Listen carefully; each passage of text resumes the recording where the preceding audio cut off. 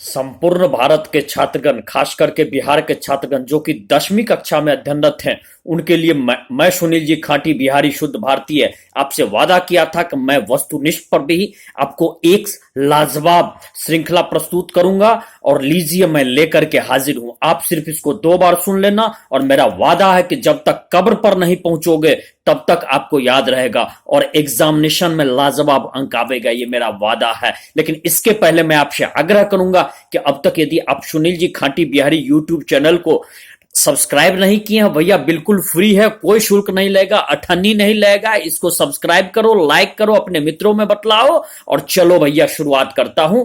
और ये आपके 10th के 10वीं के कक्षा के यूरोप में राष्ट्रवाद से संबंधित वस्तुनिष्ठ आपका जानकारी में प्रस्तुत कर रहा हूं, थोड़ा बहुत कॉन्सेप्ट भी दूंगा।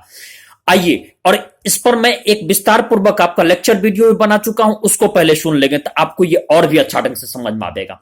राष्ट्रवाद राष्ट्रवाद क्या है? तो राष्ट्रवाद किसी भी देश की एकता की भावना को मजबूत करने वाली एक विचारधारा है। अगला आइए, फ्रांस की क्रांति कब हुई थी? याद रखना, सुनील जी खाटी बिहारी पूछ रहा है, ये पूछेगा, प्रश्न आएगा इस बार परीक्षा। 1789 ईस्वी में हुई थी। तो फ्रांस की क्रांति कब हुई थी? 1789 ईस्वी में। जल्दी बोल गणेशवा, 1789 ईस्वी में, याद रखेगा। मारूंगा 10, गिनूंगा 1। हाँ, यूरोप में राष्ट्रीयता की भावना के विकास का सूत्रवाहक कौन था? तो नेपोलियन था और फ्रांस की राजक्रांति थी। नेपोलियन के ही डर से यूरोप के अन्य देश में राष्ट्रवाद का संचार हुआ। उनको यह लग रहा था कि नेपोलियन कहीं हमारे देश पर भी अधिकार कर ले, इसीलिए राष्ट्रीयता की भावना धीरे धीरे पनपने लगी। अच्छा, वियना सम्मेलन चार्ल्स मेटरनिक ने कहां आयोजित किया था और कब आयोजित किया था? तो चार्ल्स मेटरनिक ने वियना सम्मेलन वियना में आयोजित किया था और 1815 ईस्वी में आयोजित किया था। और मेटरनिक हम जानते हैं किस देश का था? ऑस्ट्रिया का था। ऑस्ट्रेलिया नहीं, ऑस्ट्रिया याद रखेगा गणेशवा। तो वियना सम्मेलन कब आयोजित किया गया था? 1815 में। किसके नेतृत्व में आयोजित किया गया था? चार्ल्स मेटरनिक, याद रखेगा। मेटरनिक स्वभाव का किस तरह का था? घोर प्रतिक्रियावादी था, अर्थात वह व्यवस्था को बदलना नहीं चाहता था, अपने पुराने ही व्यवस्था को मेंटेन करना चाहता था। अच्छा, फ्रांस में किसने संवैधानिक घोषणा पत्र जारी किया था? तो फ्रांस में लुई 18वां। किसने? याद रखेगा, लुई 18वां। कब? 2 जून 1814 को। कब? 2 जून 1814 को यह घोषणा पत्र जारी किया था। अगला जो ऑब्जेक्टिव का प्रश्न, अत्यंत महत्वपूर्ण प्रश्न आ गया, लल्लन टॉप प्रश्न। यह किसके काल में फ्रांस की क्रांति जो हुई थी, पहली वाली क्रांति, यह किसके काल में हुई थी? तो चार्ल्स 10वें के काल में 1830 ईस्वी में हुई थी, यह पहली क्रांति हुई थी। ठीक, या ये पहली नहीं कहेंगे, फ्रांस की क्रांति तो आपकी पूर्व में 1789 में हुई थी, लेकिन इसके बाद भी एक क्रांति हुई थी जिसको हम कह सकते हैं कि दूसरी क्रांति वो 1830 ईस्वी में हुई थी। चलिए, अब ये बतलाइएगा कि इसमें चार्ल्स 10 ने अपना प्रधानमंत्री किसको बनाया? याद रखना, पोलगेनी को बनाया। लल्लन टॉप प्रश्न, ये गोल्डन प्रश्न है, ये इस बार आवेगा। अब अगला जरा जानकारी ले लो ऑब्जेक्टिव का प्रश्न। 1830 ईस्वी में फ्रांस में बुर्बो वंश के स्थान के बुर्बो वंश जब समाप्त हुआ तो उसके बाद उसके स्थान पर आया आर्लियस वंश। ठीक, अगला जो लुई फिलिप कहां का शासक था? याद रखिएगा, फ्रांस का शासक था। लुई फिलिप कहां का शासक था? फ्रांस का शासक था। लाजवाब प्रश्न, गोल्डन प्रश्न।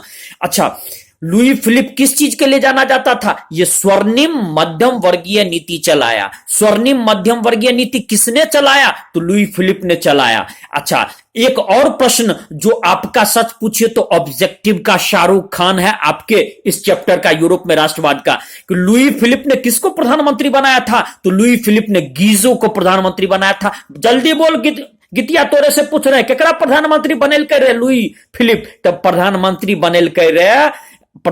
बनेल कर गीजो के, याद रखियो, भूलियो हो नहीं।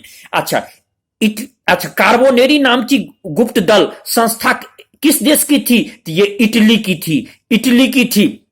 अच्छा, जोसेफ मेजनी कहां का क्रांतिकारी नेता था? जोसेफ मेजनी इटली का क्रांतिकारी नेता था। जरा ई बतलाइयो तो जोसेफ मेजनी कत्तो का क्रांतिकारी नेता रहे? दायमाइसा बतलाइए तो जोसेफ मेजनी इटली का क्रांतिकारी नेता था।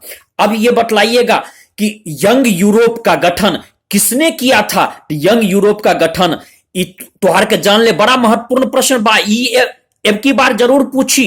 तो ये गठन किया था 1834 में जोसेफ मेजनी ने गठन किया था। Joseph Mazzini founded young Europe in 1834। अब अगला प्रश्न जो महत्वपूर्ण प्रश्न है कि इटली में इसमें किसने कांट काबूर को प्रधानमंत्री नियुक्त किया था? तो इटली में विक्टर इमैनुअल ने कांट काबूर को प्रधानमंत्री नियुक्त किया था। कांट काबूर अत्यंत ही महत्वपूर्ण व्यक्ति था। इसने आपको इटली के समस्या को अंतरराष्ट्रीय स्तर पर ला दिया। अगला देखिए, गैरीबाल्डी कहां का क्रांतिकारी था? याद रखना, लल्लन टॉप प्रश्न, ये सच पूछिए तो यूरोप में राष्ट्रवाद की ऐश्वर्या राय के सरीखा प्रश्न है। इसमें गैरीबाल्डी इटली का क्रांतिकारी था। गैरीबाल्डी पेशा से क्या था? तो गैरीबाल्डी पेशा से नाविक था। इस बार आ गया, कोई रोकेगा नहीं, कोई रोकेगा नहीं, तय मानो। सुनील जी खाटी बिहारी बोल रहा है, जल्दी बोलो रमेश भाई, गैरीबाल्डी पेशा से क्या था? मारबो 10 गिनबो 1। हाँ, नाविक था। 80% नंबर तोरा आवेगा। कांट काबूर की मृत्यु कब हुई? 1862 ईस्वी में हुई, 1862 में। अगला हमको कि इटली का एकीकरण कब संपन्न हुआ? इटली का एकीकरण संपन्न हुआ 1871 ईस्वी में, 1871। तो इसमें 1871 ईस्वी में हुआ था। शालरमा कहां का शासक था? शालरमा जर्मनी का शासक था। यह भी प्रश्न पूछा जा सकता है।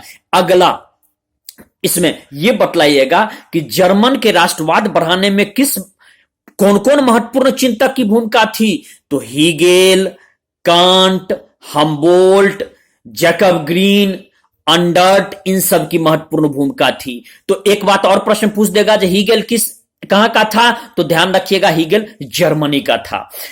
ऐतिहासिक द्वंद्ववाद की व्याख्या किसने की थी? ऐतिहासिक द्वंद्ववाद की व्याख्या हीगेल ने की थी। ठीक, इसको याद रखिएगा। अगला प्रश्न महत्वपूर्ण प्रश्न, तो जर्मनी में कविता के माध्यम से राष्ट्रवाद किसने फैलाया था? तो यह राष्ट्रवाद फैलाया था अंडर्ट ने फैलाया था।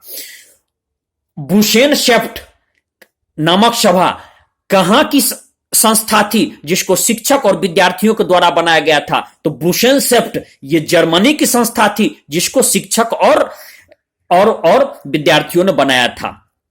जर्मनी में एक विश्वविद्यालय था। कौन सा विश्वविद्यालय था? जो कि राष्ट्रवादियों का केंद्र था, जहां पर राष्ट्रीय आंदोलन का एक से एक विचार पैदा होता था। उसका नाम था येना विश्वविद्यालय। तो जल्दी बोल, गणेशवा तोरे से पूछ रहे, मारबो 10 अगिनबो 1, नस फाड़ देबो, जल्दी बोल। येना विश्वविद्यालय कहां था? जर्मनी में। एकदम 80% नंबर आवेगा।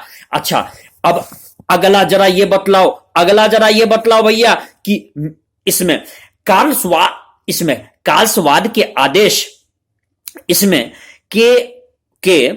को कुचलने के लिए या उसके आदेश से संबंधित जो राष्ट्रवादिता की भावना पनपती थी, उसको कुचलने के लिए किसने आदेश जारी किया था? मेटरनिक ने जारी किया था। अच्छा, जालवेरियन नाम की संस्था कहां की संस्था थी? ये आपको व्यापारियों की संस्था थी। तो जालवेरियन नाम की संस्था जर्मनी की थी। लल्लन टॉप प्रश्न एक बार आग लो, कोई नहीं रोकता। सुनील जी खाटी बिहारी इज टेलिंग दैट, इसमें ध्यान रखिएगा। अच्छा, मेटरनिक युग का अंत कब हुआ? बेहतरीन प्रश्न। ये 1848 ईस्वी में। कब? 1848 ईस्वी में। जल्दी बोल अर्तिया, तोरे से पूछ रहे हैं। 1848 में। वाह वाह वाह वाह, कमाल है। अच्छा, बिस्मार्क कहां का रहने वाला था? तो बिस्मार्क जर्मनी का रहने वाला था। इसको बाजीगर भी कहते थे। ये आपको गुप्त संस्था का यही जनक था। ये बिना बतैले गुप्त रूप से इसे अलग अलग देश से समझौता करता था। चाहे आप पर आक्रमण करेगा तो हम आपका साथ देंगे, हम पर आक्रमण करेगा तो आप साथ दीजिएगा। अचानक यही बिस्मार्क, इसको बाजीगर भी कहते हैं। बिस्मार्क किसके विचार से प्रभावित था? लल्लन टॉप प्रश्न, बेहतरीन प्रश्न। हीगेल के विचार से प्रभावित था। अच्छा, ये बतलाइएगा, जर्मनी में लॉ और रक्त नीति के सिद्धांत को कौन चलाया था? लॉ और रक्त नीति के सिद्धांत को बिस्मार्क चलाया था। लॉ और रक्त नीति का सिद्धांत था कि तुम हमारी बात को मानो और नहीं मानोगे तो तुमको काट देंगे, मार देंगे और तुमको पराजित करेंगे। यह बिस्मार्क ने चलाया था। अनिवार्य सैन्य सेवा, ये सिद्धांत जर्मनी में किसने लागू किया था? तो अनिवार्य सेवा सिद्धांत बिस्मार्क ने लागू किया था। जल्दी बोल, सुनील जी खाटी बिहारी पूछ रहा है, अनिवार्य सैन्य सेवा सिद्धांत किसने लागू किया था? बिस्मार्क ने। बारह गणेश 80% नंबर आवेगा। जर्मनी की एकीकरण कब संपन्न हुई?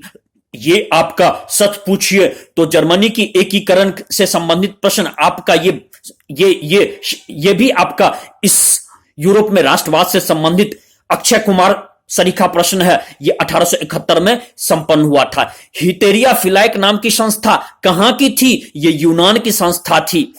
अच्छा, लॉर्ड बायरन एक कवि थे, वो इंग्लैंड के महान कवि थे, लेकिन वो किस देश के स्वतंत्रता आंदोलन के दौरान उनकी मृत्यु हुई थी? तो यूनान के स्वतंत्रता संग्राम के दौरान इनकी मृत्यु हुई थी, जिसके कारण भयंकर प्रतिक्रिया हुई थी। अगला प्रश्न बेहतरीन प्रश्न, लल्लन टॉप प्रश्न, बढ़े आग लो सुनील जी खाटी बिहारी इज टेलिंग दैट कि इसमें अलेक्जेंडर चिपसिलांटी के नेतृत्व में किस देश में विद्रोह हुआ था और कब हुआ था? 1821 में यूनान में हुआ था। क्या नाम था? अलेक्जेंडर चिपसिलांटी। याद रखिएगा, कब? 1821 में, और इसके नेतृत्व में यूनान में हुआ था। अच्छा, यह बतलाओ एड्रियानोपोल की संधि कब हुई थी? 1829 में हुई थी। कोशुथ और फ्रांसिस किक कहां के क्रांतिकारी थे? तो कोशुथ और फ्रांसिस किक हंगरी के क्रांतिकारी थे। यह आपको प्रश्न थोड़ा सा कठिन स्तर का लेकिन पूछा जा सकता है। अब अगला प्रश्न आपको बतलाना है, आपको जान लीजिए कि हंगरी के क्रांतिकारी या हंगरी के क्रांतिकारी जो कि आप जान लिए कि कोशुथ और आपको फ्रांसिस डिक थे, लेकिन यह बतलाइए कि टीपू सुल्तान किस क्रांति से प्रेरित थे? तो टीपू सुल्तान जो भारत के आपके मैसूर के शासक थे, वो फ्रांसीसी क्रांति से प्रभावित थे। किससे प्रभावित थे? फ्रांसीसी क्रांति से प्रभावित थे। अगला ये प्रश्न ऑब्जेक्टिव का बेहतरीन प्रश्न, आप ये ध्यान रखिए कि ये सच पूछिए। यूरोप में राष्ट्रवाद का ये अमिताभ बच्चन है प्रश्न, तो वो ये है कि टीपू सुल्तान किस क्लब का सदस्य बना था? याद रखना, नहीं तो मारबो 10 और 100 फराठा मारबो और गिनबो 1, उसका याद रखना। वो जैकोबिन क्लब के सदस्य। कौन से क्लब के सदस्य थे? जैकोबिन क्लब के सदस्य। जैकोबिन क्लब सदस्य ये फ्रांसीसी का एक तरह से दुश्मन था, वो फ्रांसीसी को दुश्मन मानता था। अगला बतलाइएगा कि कौन ऐसे क्रांतिकारी थे भारत के, ये क्रांतिकारी ने कहिए, कौन ऐसे समाज सुधारक थे भारत के जिन्होंने स्पेनिश स्वतंत्रता आंदोलन के सफलता पर उन्होंने भोज का आयोजन किया था और नेपल्स की क्रांति पर शोक भी प्रकट किया था? तो उनका नाम था राजा राम मोहन राय। क्या नाम था? याद रखना, राजा राम मोहन राय, जिन्होंने स्पेनिश स्वतंत्रता आंदोलन की सफलता पर भोज भी दिया था। अच्छा, और बतलाइएगा कि गैरीबाल्डी की जीवनी किसने लिखी थी? यह प्रश्न आपका सच पूछिए तो यह यूरोप में राष्ट्रवाद का अमिताभ बच्चन प्रश्न है, तो यह है लाला लाजपत राय। किसने गैरीबाल्डी की जीवनी किसने लिखा था? तो ये लाला लाजपत राय। गैरीबाल्डी अंतिम समय में अपना सारा धन, अपना सारा जितना भी घर बार था, सब देश के नाम कर गए और वो अपना एक तरह से संन्यास ले लिए। ऐसा आपको इतिहास में बेमिसाल ही व्यक्ति मिलेगा जिसने अपने जीवन का सब चीज देश के नाम कर दिया। अब अगला प्रश्न बेहतरीन प्रश्न, लाजवाब प्रश्न, अद्भुत प्रश्न। फ्रैंकफर्ट की संधि कब हुई थी? तो फ्रैंकफर्ट की संधि 1871 ईस्वी में हुई थी। एक और प्रश्न, गोल्डन प्रश्न, बेहतरीन प्रश्न, लाजवाब प्रश्न, सेडान का युद्ध कब हुआ था? तो सेडान का युद्ध 1870 ईस्वी में हुआ था। तो याद रखना, गणेश वातोरे से पूछ रहे हैं, सेडान का युद्ध कब हुआ था? 1870 में। फ्रैंकफर्ट की संधि कब हुई थी? 1871 में।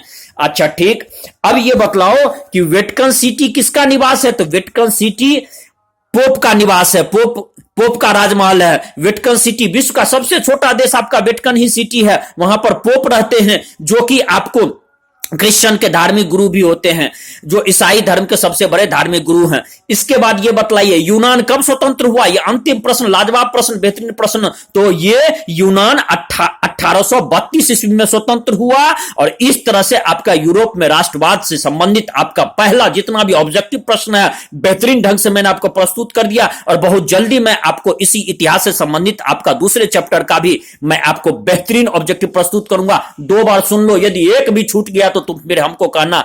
इसी के साथ सुनील जी खाटी बिहारी शुद्ध भारतीय आपसे विदा ले रहा है और संपूर्ण भारत के छात्र लाजवाब फायदा उठाओ। जब तक सुनील जी खाटी बिहारी है जिंदा, तुमको बिल्कुल पढ़ाई की नहीं करनी है चिंता। जय बिहार, जय भारत।